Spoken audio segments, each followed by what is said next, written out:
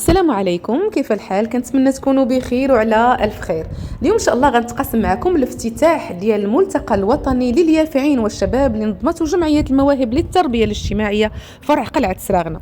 الافتتاح او حفل الافتتاح كان بدار الجمعيات بمدينه قلعه سراغنه، وتخلته مجموعه من الفقرات الجميله جدا والمميزه جدا اللي بدعوا فيها يافعي وشباب واطفال جمعيه المواهب للتربيه الاجتماعيه. على فكره، باش نوضع بعض الناس في الصوره اللي ما عندهمش فكره على الملتقيات، فهي مجموعه من تظاهره كيتجمعوا فيها مجموعه من اليافعين، يعني المرحله العمريه من 13 او 14 سنه حتى ل 18 سنه، وهذا العام كان استثناء حتى بعض الشباب كانوا مشاركين، وتيكون بحال الشكل ديال المخيم ديال الكبار. الملتقى غادي يستمر لمده اسبوع، وغادي نحاول ان شاء الله انني نتقاسم معكم التظاهرات والاحتفالات والورشات اللي كيكونوا. في الصوره كتشوفوا مجموعه من الاطر القدام ديال جمعيه المواهب، ومن هنا كنقول تحيه تربويه مواهبيه لكل مواهبيين الافيسيين في المغرب كامل من طنجه الى القويره. نخليكم مع الفرجه. قيل لهم أنفقوا مما رزقكم الله قال الذين كفروا للذين آمنوا أنطعم من لو يشاء. والآن نطلب من الحضور الكريم الوقوف لتأدية نشيد جمعيتنا العتيدة جمعية المواهب الاجتماعية.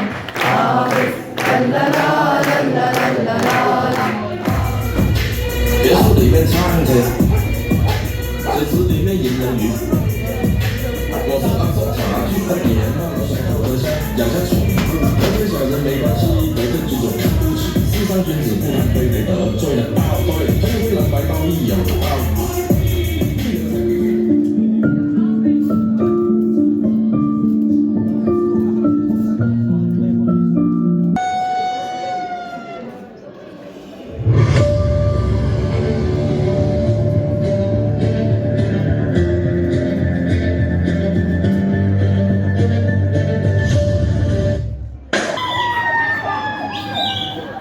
ولا تحسبن الذين قتلوا في سبيل الله أمواتا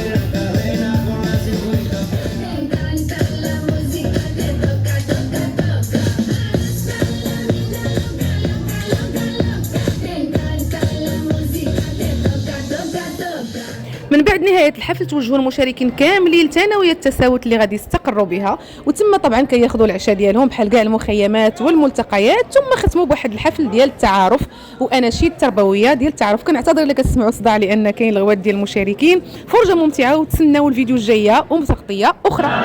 سلامه.